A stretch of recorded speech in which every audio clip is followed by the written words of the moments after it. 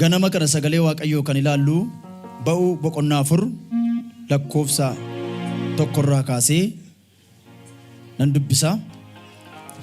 Yommus Museen deebisee kunoo sabni Israa'el Waaqayyo sitti hin mul'anne naan jedhan. Ani hin amanne dubbii koos hin dhaga'an. Kanarrattis Waaqayyo maal of harkaa maal inni harka kee keessa jedhee inni immoo uleedha jedheen gooftaan immoo ulicha lafa buusi jedhee innis lafa buusnaan ulicha qofa ta'e. Museenis irraa hin baqate. Waaqayyo garuu Museedhaan harka kee hiixadhuu eegee isaa qabi jedheen. Museenis hiixatee qabe. Inni yommus harka isaa qabee ulee hin ta'eedha. Kan isin dubbadha maal of harkaa qabda kan jedhuun isin barsiisa. Harka keessa wal qabaa keedhaan nama sumbukkee qabaatee maal of harkaa qabdaa jedhaani. Jedha dabalaatee maal of harkaa qabdaa jedhaani. Barri 2018 nama waa harkaa qabu barbaada. Ameen jettanii barri 2018 jedhani mee nama waa harkaa qabu barbaada jedha. Kan ce'usedha nama waa harkaa qabudha. Kan darbusedha nama waa harkaa qabudha. Yoon qabanneedha ammaa kaateedha qabaachuuf yaaleedha. Macaafa qulqulluu keessaa maal of harkaa qabda kan jedhu mata duree godhee itti dubbadha. Yeroo koo duukaa deemuudhaaf jechuudha. Maal of harkaa qabda? Mee of keessa question mark kaa'ate maal of harkaa qaba? Qabeenya ta'e isa miti.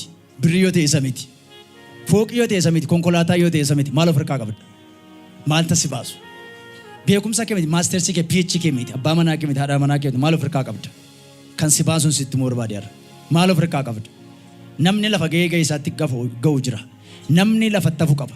Abbaan lafa tafu qaba. Haati lafa taftu qabda. Maal of harkaa qabda? Barri kun bara gadheedha. Maal of harkaa qabda? Qabeenya keedha isa miti. Beekumsa keedha isa miti. Miindaa keedha isa miti. Jireenya keedha isa miti. Maal of harkaa qabda? Itti yaadu sin gaafata. Maal of harkaa qabda? Har'a macaafa qulqulluu keessatti ilaaltan Waaqayyo nama of harkaa waaqaa barbaade. Bara isaa dheeraa Waaqayyoon kan kadhate. Museen nama Waaqayyo jaallatu nama filatu. Biyya Gibxii keessatti Waaqayyo nama hojii guddaa isa barbaade Waaqayyo isa kaase. Waaqayyo gaafa isa kaasee jedhu immoo jireenyi isaa Waaqayyo wajjin kan walii galu jireenyitii Waaqayyo wajjin walii kan qabu. Gaaf tokko Waaqayyo Museen barbaacha Waaqayyo gara isaa dhaqe. Gaafa inni gara isaa dhaqe ba'uu boqonnaa isa lakkoofsa tokko kaatee gaafa dubbistan Waaqayyo gara Musee dhaqe. Utuu inni qoraattii keessa deddeebi'aa jiru Waaqayyo qoraattii huuxxii gubu arge. Waaqayyo isa barbaachaaf gara isaa dhaqe lafa onaa dhaqe. Mootota hin barbaanne. Beektota hin barbaanne, saayinsistoota hin barbaanne, nama galii mana mootummaa taa'u barbaade Waaqayyo. Eenyutu of harkaa qaba jedhee Waaqayyo isa barbaacha gara eenyu dhaqe? Gara Musee dhaqe Waaqayyo. Mee sana dhaggeeffadha. Waa irraa haftee waa hambisuu dandeessa. Ofii haftee nama hambisuu dandeessa. Harka walii keessanii wal qabaata keedhaani namni bara seenaa jedha. Ofii badeessi balleessuu barbaada jedheen. Kanaaf iyyoo jedha dabalaati. Waa of harkaa qabdaa jedhanii. Museen bara dheeraadhaaf Waaqayyoon eegaa nama kadhataa ture. Namoota Waaqayyo itti mul'ate. Jireenyi isaa Waaqayyo wajjin nama ta'e Waaqayyoon geggeeffamu ture. Gaafa Waaqayyo isa barbaadu Waaqayyo saba Israa'el hin baafta jedhee Museetti nama ergaa laate. Waaqayyo dinqii guguddaadhaan Musee duukaa akka ta'e macaafni qulqulluu hin haasa'a. Bara sabni Israa'el rakkina guddaa waggaa 430 biyya Gibxii keessatti reebamaa, garafamaa, dhiibamaa, du'aa, fannifamaa, ajjeefamaa waan meeqaan ta'a sabni Israa'el kolaafamaa. Saba Israa'el irra waan guguddaa akka ture akka isaan hin baay'anneef kolaafamaa turan. Dubartoonni immoo macaafni qulqulluu keedha. Dubartoonni immoo utuu da'anii dhiiga da'umsaa sanaan dhoqqee dhiitanii mana maragu turan jira. Girgiddaan isaanii girgiddaan biyya Gibxii gadameessa dubartii dubbata. Dhiiga turraadhaan mucaa da'anii kaanii tokkoon bulan bori kaanii mana dhoqqee dhiitanii ijaaruu qabu. Dhiirri immoo kolaafamu ture. Bara rakkisaa ture. Garuu Waaqayyo keedhe Museen taa'ee waa'ee saba Israa'eliif gadda ture. Baay'ee boo'a ture, baay'ee dhiphata ture. Achi keessa taa'ee waan itti badan qabu jireenya gaarii jiraata, mana gaarii jiraata, jireenya bultoo jiraata, miindaa gaarii nyaata. Garuu waa'ee saba isaatii taa'eetu hin dhiphata ture. Gaaf tokko macaafni qulqulluun utuu dhiphataa jiru Israa'eliif Israa'el yookaan Ibrootaaf Ibroota utuu wal argee anoo isiniif dhiphadha maaliif kan hojjettu jedhee gargar isaan baaseedha. Isaan immoo kaleessa waan guddaa waan nagaanii jiraniif inni immoo warri biraa wirra godhee isa Gibxi sana ajjeese waan turaniif warri lamaan sun immoo akka jira turan obbolaasaatu deebi'ee ati kaleessa dinqii hojjette nama ajjeefte garreera. Amma immoo nu ajjeesu nutti gamtaa ittiin jedhaniidha. Edaa dubbiin kun waa'een koo dhaga'ameera jedhee mana mootii keessaa hin ba'eedha. Carraa lafa onaa filateedha. Waaqayyo immoo san himne lafa inni baqataa jirutti dhaqee Waaqayyo isa argeetudha.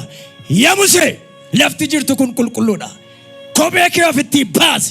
Lafati amma dhaabataa jirtu kun lafa ati itti na agartuudha. Haaleluyyaa. Harka walii keessanii wal qabaa keedha. Waaqayyo har'a dhimma kee qaba jedhanii. Maal of hirkaa qabdaa jedhanii. Waaqayyo si barbaada jedhanii dabalaate. Kanaaf sagalee kana keessatti Waaqayyo Museedhaan maal jedhe Waaqayyo eebba guddaa isa eebbise. Waaqayyo gooftaan akka iddichi qulqulluudha. Kophee kee baasi jedheen. Kophee isaa baasee Waaqayyo itti mul'ate. Ati an sin eebbisa. Saba baay'ee na baafta. Biyya Gibxi keessaa na baafta. Biyya Gibxi kana keessaa immoo saba Israa'eliin na baafta jedhee Waaqayyo itti dubbateedha. Yennaa dubbii kanatti gara deebinu iddoo kanatti immoo qonnaa afurtti gaafa deebinu akkas jedhee Waaqayyo yaa Museedhaan sabni Israa'el gaafa sarrabsu barbaadan gaafa sadii barbaadan biyya Gibxii baasee gaafa inni galaana bukkee ga'u. Waan dubbadha harkee ol kaafadha. Nama hundaan dhagee duwwaattan dubbadha. Ergaa kana waaqarraan dhaga'eedha. Waaqayyo akka naan jedhe sabni kun maal of harkaa qaba jinaa gaafadhu naan jedhe Waaqayyo akka nuuf yaadatu. Nama baay'ee du'a, nama baay'ee salphata. Ati garuu waa of harkaa qabda taanaan hin hafta. Harkee ol kaafadhaa nana faayidaa mee dabalaati. Jedha dabalaa nana faayidaa. Sadhumaa dabalaa jedha. Waaqayyo Museedhaan akka naa deemi jedheen. Naa deemi saba kanan barbaadaa jedheen. Aqi saba Israa'el naa dubbadhu mootii Fariyoonitti naan anoo nama laga jalas dubbisa. Anoo nama dubbiin dandeenye. Anoo nama haasaan dandeenye giingedha. Ana maal gootaa filattaati jedheen. Anoo nama cubbamaadha. Anoo harki kooyyuu dhiigadha. Maaf na filatti anaan. Maaf na barbaadde anoo nama cubbamaadha. Anoo nama yakkamaadha. Maaf saba kana barbaadde nama qabdooti. Ittiin jedhaniidha. Lakki isa duudaa sana tuume. Isa jaamaa sana tuume. Waan hundumaa gaarummaa afaan hojjedha. Ana afaanii kun danda'ure. Dubbachuus hin danda'ure. Ka'i dhaqee Museetti. Naa dubbadhu Fariyoonitti naa dubbadhu ittiin jedhaniidha. Waaqayyo gooftaan machaa dinqii guguddaan dura isaatti ta'eedha. Haa ta'u gaa macaa qulqulluu kana keessa maal of harkaa qabda yaa Musee jennaan ulee bittiriin harka jira ittiin jedhaniidha. Saba Musee fiilla fiitii isaatti ulee kana lafa buusi ittiin jennaan mootii Fariyoon fiilla fiitiitti ulee kana lafa buuseedha. Uleen kunis maal ta'eedha? Haasaa maal ta'eedha? Bofa ta'eedha. Museenis muka kana bofa kana maal ta'e hin baqateedha. Ilaala ulee maal ni baatu deebi'e maal ta'e isuma deebi'ee bofatti ta'ee baqateedha. Waaqayyo akka inni dinqii argu kanatti dubbateedha. Isa booda gaafa inni baqateera yaa Museen baqatiin hiixadhuuti fiixee mukichaa qabi yookaan bofichaa qabi ittiin jedhaniidha. Bofa kanas hiixatee hin qabeedha. Gaafa inni qabee jirus ulee isaa dudduuba isaa qabee tura. Amiin jedhamesin deebi'ee ulee ta'eedha. Harka keessaa wal qabaa waan dubbadha. Maqaa Yesuus Kiristoosiin harki tokko olii siif haa dhufu. Walii keessan raasaati akeedhaan maaltu sirka jira hidhaa dabalaati. Jira dabalaa maaltu sirka jira hidhaa dabalaati. Wanti sirka jiru maalidha hidhaanii. Kanaaf Waaqayyo dinqiidha isa geggeessu tokko jedhaa qabadhaa warri qabattan. Tokko jedhaa qabadhaa. Wanta dinqisiisaa harka kee jira. Harka walii keessanii wal qabaa walitti himaa. Wanti dinqisiisaan bara kanaa harka keessa jira hidhaa dabalaati.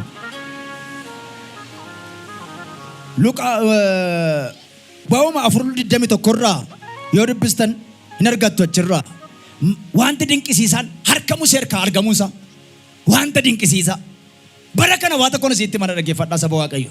Wanti dinqisiisaan mana kee keessa jiraachuu qaba obboleessa ko. Biyyi lafaan dabarti. Biyyi lafaan sokkite. Sitti nafu nama baay'ee awwaalame. Nama baay'eetus du'e. Rakkina ishee malee waan sitti jiru. Dinqii guguddaan Waaqayyo garuu Musee harkaa qabuun sitti mana dhaggeeffadhaa. Waaqayyo dinqii guguddaadhaan Musee saba Israa'el akka inni gaggeessu dinqii guguddaatti kenne Waaqayyo. Dinqii inni itti kenne keessaa immoo Waaqayyo akka inni du'a ooluuf itti kenne Waaqayyo. Saba Israa'elin du'a ishee ofii du'a akka oolu. Mi'a dhaggeeffadhaa yaatan dhaggeeffadhaa. Dinqii Waaqayyo Musee wajjin godheen sitti hima. Museen ulee lafa buufnaan bofa ta'e. Harka isaa kana bobaasaa keessa keenyaan lamxii akka adii ta'eedha. Lamxii gaafa ta'ee jedhu deebisee immoo Waaqayyo itti mul'ate. Dinqiin si wajjin ta'u ilaali. Afaan keessan ni kadhee afaan isaa hiikee akka inni dubbatu godheedha. Giingee ture Museen Waaqayyo garuu afaan isaa hiike. Harka walii keessanii wal qabaa keedha. Hidhaa kee hiika Waaqayyo dinqiidhaan hidhame. jedha malo hidhaa kee ka waaqayyo dinqiidhaan jedha waaqayyo hidhaa kee ka dinqiidhaan jedha dinqiidhaan geggeesse waaqayyo saba Israa'el dinqiidhaan geggeesse boqonnaa 41 irraa gaafa agartan waaqayyo dinqiidhaan geggeesse lama humnaaf jabina kadhannaa of harkaa qabda bara 2018 harka walii keessanii wal qabaa keedha humnaaf jabina kadhannaa of harkaa qabda bara 2018 kana hidhaani humni keessin baasu hidhaani jabinni keessin baasu hidhaani humni kadhannaa garuu hidha si dabarsa hidha dabalaati macaafa qulqulluu keessaa Hirmiyaas 33 lakkoofsa 3 irraa gaafa dubbistanitti dubbifadha Hirmiyaas 33 lakkoofsa 3 irraa gaafa dubbistan macaafa qulqulluu keessaa waaqayyo Hirmiyaasin ati mucaa koodha dibatan sirra kaa'e ittiin jedhe waaqayyo yeroo inni itti dubbatu immoo maadhaanii macaafa qulqulluu keessaa gaafa dubbistanii macaafa Hirmiyaas boqonnaa 33 lakkoofsa 3 irraa nan dubbisa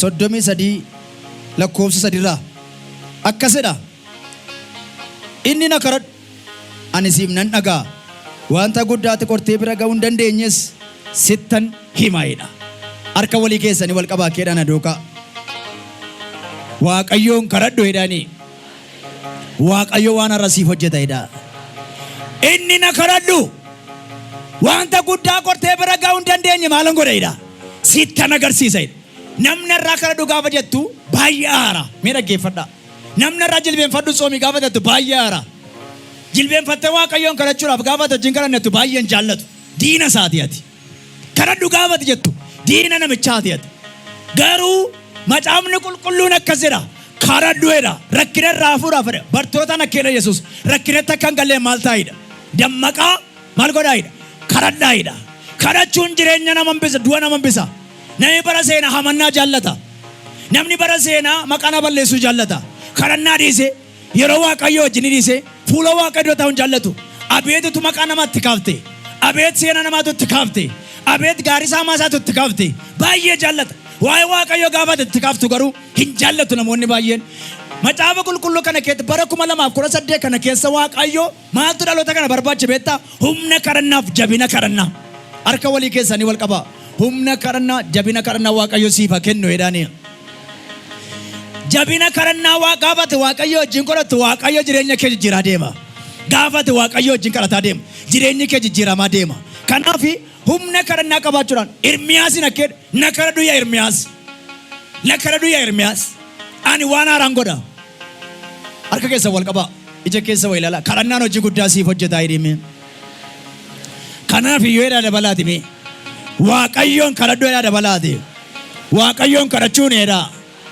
humna isa caaluudha jedhaa maal Afrikaa qabda kadhannaa qabda soomaa jirta kadhachaa jirta moo akkasumatti raftee kaa'aa jirta amma waldaa kana keessaa dinqii guddaan ta'u kun akkasumatti dhufa siittiin fakkaate imimmaaniin kadhanne lafa mana keessaan galadhe akkamna goota yaa waaqayyo dhukkubsataa meeqa dhufa akkamna goota yaa waaqayyo rakkataa meeqa dhufa jedhe waaqayyo irratti iyya garuu waaqayyo gooftaan macamu si wajjinan ta'a nuwaati dubbattu hojiirra noosha kadhannaatti kadhattu hojiirra noosha yeroo tokko namoonni baay'een waaqayyo akka gaafa hojjetu hin hubatan waaqayyoon kadhattu malee immoo waa ittiin baatu waaqayyoon kadhattan malee immoo waan agartan kadhannaan waan guddaa hojjeta afurra maalillee kadhannaa du'an dhaabatu dhukkubillee kadhannaa du'an dhaabatu du'illee kadhannaa du'an dhaabatu kadhannaa waan hundumaarra caala bara 2018 balaarraa hafuudhaaf rakkoo baay'ee dhufaa jiraadhe waaqayyo dhiphina baay'ee dhufaa jiraadhe waaqayyo salphina baay'ee dhufaa jiraadhe waaqayyo inni bara 2018 immoo nama baay'ee du'aadhe waaqayyo warra of harkaa qaban garuu hin du'an jedhe waaqayyo isiniin galle warri qabdan duwwaan ameen jedha dabalaate namni waa Afrikaa qabu maal Afrikaa qabu daadoko namni fuqa boolla gaceera Museen saba Israa'el waa Afrikaa qaba la gaceesise waa Afrikaa qaba dimbirqee waaqarraa harcaase waa Afrikaa qaba waaqayyo seebbise waa Afrikaa qabda bara 2018 moo lola jeequmsaan jireenya kee balleessaa jirta namoota Afrikaa waa qaban barbaada waaqayyo moo cubbuutti kuftee jirta araara waaqayyoon kadhadhu araarri waaqayyo ganama hin aarefama waan jedhame caamee jiruuf namni kamiyyuu dadhabaadha kan namaatti qoban qabin kan keetti qorichatti barbaaddadhu ani kan kottan qoricha barbaaddadha kan keetti qoricha barbaaddadhu harka walii keessanii wal qabaa keedhaanii kan keetti qoricha barbaaddadhu jedhaan hime kottan qoricha barbaadadha jedhani. Mee namni amanu ameen jedhame dabalaati. Namni waaqayyoon kadhatu hin jiru. Namni waaqayyoo waammataa jiru hin jiru. Jireenya isaa keessatti. Inni itti aanu sagalee yeroo koo duukaa deemuudhaaf sasadaffaa hafuura caalu. Hafuura caalee mo'atu bara 2018 harka walii keessanii wal qabaa keedha. Hafuura caalee mo'atu waaqayyo siif kennu jedhani. Jara hafuura caalee mo'atu waaqayyo siif kennu jedhani. Yeroo waaqayyo siif kennu kanatti jedhani mee hafuura caalee mo'atu siif kennu jedha dabalaati. Daani'el boqonnaa ja'a lakkoofsa tokko irraa kaatanii gaafa dubbistan akkasidha. Daariyoos mootichi kutaa mootummaa isaa hundumaa akka bulchaniif namoota 120 hojii mootummaa irra dhaabuu ni jaallate. Isaan irrattis immoo namoota sadii mataa ta'an godhee irra ni kaa'e. Warra sadan keessaa tokko Daani'el ture. Warra kutaa mootummaa isaa bulchan immoo hojii mootummichaa akka hin hir'anneef wanta itti gaafatamuuf warra sadan kanaaf deebiin kenna ture. Daani'el kun immoo hafuura hundumaa irra caalu waan qabuuf addumaan ba'ee warra mataa ta'an warra kutaa mootummaa bulchan hundumaa caalee argame. Mee ameen jedhamee dabalaati. Mee si'a sadii mee bara 2018 caaleen argama jedha maaloo. Tokko jedha dabalaati. Sasadaffaa dabalaa jedha. Maaltu isa caalchise Daani'eliin biyya 127 keessa nama waaqayyoon kadhatu guyyaatti si'a sadii nama waaqayyo wajjin haasa'u turedha. Waaqa sadii waa waaqeffatu ture Daani'el. Namoonni kaan waaqa Daariyoos waaqessu turani. Waaqa mukaraa tolfame waaqessu turani. Waaqa biyya lafaa kana waaqessu turani. Inni garuu qobaa saduwaa waaqayyoon waaqessa ture. Biyya 127 kana dhaggeeffadha waa tokko sitti hima. Nama sammuu qalbii qabu, nama qabeenya guddaa qabu, nama jireenya guddaa qabu wanti itti badan jiru Daani'elitti. Garuu kana keessa waaqessa guddaa, waaqessa jabaa ta'e kana waaqessa. Kanuma keessa immoo namoonni sun immoo filannoo gaggeessan jira. Filannoo kana keessa biyya 127 keessa namoonni 120 akka filataman, nama 120 keessa immoo namni sadii akka koree ta'e filatamu. Koree sana keessa immoo namni tokko caalee akka gaggeessuuf isa barbaadanii turan jira. Daani'el kun kana hundumaaf fedha adda duree ta'e argameedha. Bara 2018 waan dubbadha adda duree ta'e argamta.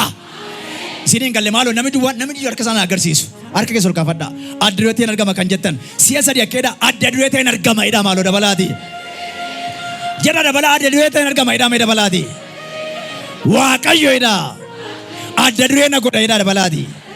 Sababiin isaa Daani'el kadhannaa duwwaa malee nama jilalee shanii biraan qabu. Mee dhaggeeffadha waa tokkoon isitti hima. Daani'el yeroo hundumaa waaqayyo wajjin kadhata. Yeroo waajjira dhaquus waaqayyo isaa waan hin beeku. Namoota hiriyaatee wajjin haasa'u tokko illee hin qabu. Hiriyaa gaarii tokko illee achi keessaa illee hin qabu. Hiriyaan isaa waaqayyo qofa dura ture. Ittaantiin isaa waaqayyo qofa duwwaa ture. Yeroo mana waaqayyo isaa kadhatee lafa hojii isaa dhaqa. Kanuma irratti baay'een isaanii immoo waa'ee isaa saamatu. Eenyuun Daani'eliin waaqayyoon kee meerrere eessa jirare mee nutti himee mee akkas godhime jedhanii keessa ba'anii dhaqanii mootii Daariyoositti dhaqanii waa'ee Daani'el ramachuu jalqabaniidha. Namichi kun sirrii miti. Waaqa kee waaqessaan jiru. Namichi kun nama jallaadha. Namichi kun waan sirriin hojjetu. Lafa inni jiru kun xuraadha. Namichi kun waan gaariin hojjetu dhanii isa meessanii keessumaa waaqa kee waaqessu jedhanii jedhaniya. Akkeena macaafa qulqulluun karaa biyya mudaa isa barbaadaa turaniidha. Mudaa hundumaarraa dhabanii yoo karaa waaqa isaatti dhanne malee namicha kan argachuu hin dandeenyu jedhan. Harkeessa ol kaafadhaa maaloo. Olma kaasa harkeessan. Akkeedha yaa waaqayyoodha. Hafuura kee naa dabaleedha. Hafuura caalu na keessa kaa'eedha. Humna caalu na keessa kaa'eedha. Ayyaana caalu na keessa kaa'eedha. Haaleluyyaa. Eenyu kan amanu. Harka walii keessanii wal qaba. Amanii waaqayyo waan haaraa siif hojjeta jedha dabalaati. Inni taanu amantiif argama waaqayyo keessa jiraachuu. Amantiif argama waaqayyo keessa jiraachuu. Barri 2018 maal of harkaa qabdu? Harka walii keessanii wal qabaa keedha. Amantiif jedha amantiif argama waaqayyo keessa jiraachuudha. Ibroota boqonnaa 11 lakkoofsa 1 irraa kaatanii gaafa dubbistan amantiin maalidha? Ijaan hin argamaa? Aasaa amantiin ijaan hin argamaa? Hin argamu. Garuu amantiidhaan jiraanna nuyi. Akkasuma macaafa qulqulluu keessa Ibroota boqonnaa 11 amantiin waan abdatan dhuguma hin ta'a jedhanii fudhachuudha. Waan ijaan hin argannes akka waan arganii jira jedhanii lakkaa'uudha. Sababii amantiitiif Waaqayyoo biraa namoonni biraa bara durii turaniif dhugaa ba'ameeraaf. Waaqniif biyyi lafaa sagalee Waaqayyootiin akka uumame amantiidhaan hubanne. Akkasittis wanta ijaan hin argu wanta hin mul'annes irratti hojjetameedha. Amantiin eedhaa jireenya fideedhaa. Amantiin eedhaa waan hin qaqqabatamne fideedhaa. Harkaan immoo qabatamaadhaa. Namni nama nu ameena jedhamee dabalee seexanni yeroo tokko amantii nama harkaa agata. Hin kadhata amantiin qabu. Waldaan akka amantiin qabu. Hin lallaba amantiin qabu. Hin faarsa amantiin qabu. Hin raaja amantiin qabu. Dubbannaan isaa ijaan hin argamu. Garuu amantiidhaan waan dubbanne dhuga baatee akka inni fidu. Amantiidhaan dubbatta, amantiidhaan dhufa. Amantiidhaan haasofta, amantiidhaan jiraatta. Amantiidhaan haasofta, argamuu Waaqayyoo agarsiifta jechuudha. Amantiidhaan maal agarsiifta? Argamuu Waaqayyoo agarsiifta. Harka keessa wal qabaa keedhaan amantiidhaan jedhaa. Argamuu Waaqayyoodhaa agarsiifta jedha dabalaati. Sababiin isaa amantiin maal guddaa hojjeta? Waan dinqii hojjeta waan ta'eef. Amantiin jireenya namaa irratti hojii guddaa hojjeta waan ta'eef. Isa dhuma mul'ata darbee deemu qabaachuu. Harka walii keessanii wal qabaata keedha. Mul'ata darbee deemu qabaadhu bara kana jedha dabalaati. Mul'ata 22 tokkorraa namoonni baay'een mul'atan qaban. Karuma irra baan irra ba'u malee mul'atan qaban. Waaqayyo maal jedhan meeshaan dhaggeeffadha. Amantiin karaa ittiin Waaqayyoon agarra mul'ate garuu karaa ittiin mul'ata keenya galmaan gaannoodha. Ameen ameen. Mul'ata ofii mataa keenya qabna. Namni mul'ata mataa isaa qaba. Mul'ata hin qabdu taanaan karaatti haftu. Isa mul'ata raajummaa duwwaa miti mul'ati. Mul'ata ergaa dubbachuu duwwaa miti. Mul'ata mataa keenyaatti milkoomne. Tokko mul'ata haaraa qaba. Tokko mul'ata ijoomsaa qaba. Tokko mul'ata fooqi qaba. Tokko mul'ata barumsaa qaba. Tokko mul'ata kan biraa qaba. Mul'ata keetiin lafa yaaddee keessa. Sababiin isaa Waaqayyoo mul'ataan nama jiraachisa waan ta'eef. Harka keessa wal qabaa keedha. Mul'ata siifa kenna Waaqayyoo waliin jedha dabalaati. Barree 2018 jedha. Maal Afrikaa qabda beektaa jedhanii. Waaqayyoodha. Mul'ata akkati qabaattu barbaada jedha. Isa tokkoffaa irratti maalan jedhe wanta dinqisiisaa Afrikaa qabaachuu. Isa lammaffaa irratti humnaaf jabeenya kadhannaa qabaachuu. Isa sadaffaa hafuura caalu qabaachuu. Isa shanaffaa amantii fi argama Waaqayyo qabaachuu. Isa shanaffaa mul'ata darbee deemu qabaachuu. Mul'ata Afrikaa qabaachuu. Mul'ata 22 tokkorraa dubbachuu dandeessu. Isa ja'affaa Afrikaa qabda afaan Waaqayyo ta'uudhaaf. Harka walii keessanii wal qabaa keedhaan Afrikaa qabda afaan Waaqayyo ta'uudhaaf jedhaan himi. Ermiyaas boqonnaa 15 lakkoofsa 19 irraa akkasidha maqaa Yesuusin nan dubbisa. Kanaafis Waaqayyo anatti dubbatee ati yaada kee gara kootti yoo deebifte ani iddoo keetti sin deebisa. Hojjetaa koos anaaf hin taata. Ameen jedhaaqa. Hojjetaa koo naaf hin taata. Ati dubbiis waa'ee hin baafne iftee isa waa'ee baasu yoo dubbatte afaan anaaf hin taata. Isa garaa keettis hadeebi'u. Ati garuu gara isaanitti hin deebi'iniidha. Ameen jettanii ati maal hin ta'in jedha. Yoo tole naaf jettee yoo naa dhageesse ani sitti nan deebi'a. Ani immoo afaan si godhadhaa jedha. Merka walii keessanii wal qabaata keedha. Afaan Waaqayyoo ta'uu barbaaddaa bara kana jedhame dabalaati. Jira dabalaati afaan Waaqayyoo ta'uu barbaaddaa jedhanii. Namni baay'een afaan Waaqayyoo ta'uu hin barbaadu. Garuu Waaqayyo irraa faayidaa barbaada. Namni Waaqayyo mana Waaqayyo dhaquu barbaada. Michooti argeenna mana Waaqayyo dhaquu hin barbaadu. Namni baay'een kiristaana ta'uu barbaada. Waan Waaqayyo jedha garuu ta'uu hin barbaadu. Sababiin isaa jireenyi isaa Waaqayyo irraa addaadha namoonni baay'een. Merka keessa wal qabaata keedha. Bara kana jedha. Waa Afrikaa qabdaa jedha. Yoo Afrikaa qabaatte jedha. Du'arraa hin hafta jedha. Namoonni baay'een waa Afrikaan qabana. Afrikaa waan qaban. Manni isaanii jireenyi isaanii Afrikaa waan qabu. Garuu Waaqayyoo hin qabna jedhu. Garuu afaan isaanii Waaqayyo dookaan jiru. Jireenyi isaanii Waaqayyoo hin qabna jedhu. Jireenyi isaanii garuu badiitti deemaa jira. Jireenya keessa Waaqayyoo hin balleessin. Galgala keessa Waaqayyoo hin balleessin. Bara keessa Waaqayyoo hin balleessin. Harka keessa ol kaafadhaa yaa Waaqayyoo jedhaa. Haalli keessa jiru jedhaa. Gaarii miti jedhaa. isa gaarii naa ta'edha. Akkan si waaqessuuf jedha. Ayyaana kee naa dabaleedha. Namni nama nu ameena jedhame mee ilillee galata laadhaa Waaqayyoodhaaf.